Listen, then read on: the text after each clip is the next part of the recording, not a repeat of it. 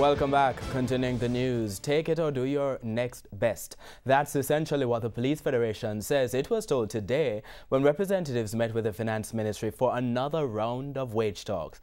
The Federation calls the suggestion a gross disrespect. TVJ's Kirk Wright has been tracking the story.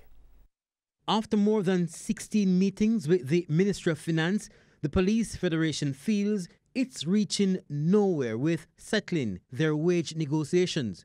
The two sides met again today, and in what's usually a marathon meeting was far different. The meeting lasts less than 30 minutes. Prime Minister Andrew Holness said at the recent JLP conference that he wanted to ensure that there was successful conclusion to the police wage talks. So, what was the mood like in Thursday's meeting?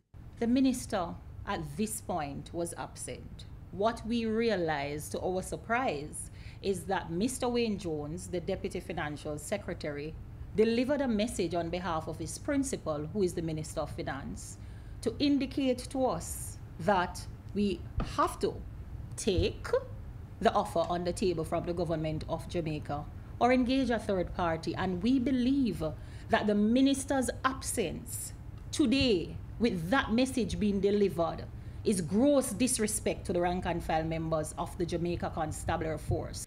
The Federation did not wish to share figures or details of the negotiation, but the chairman gave an idea of what's being proposed by the government.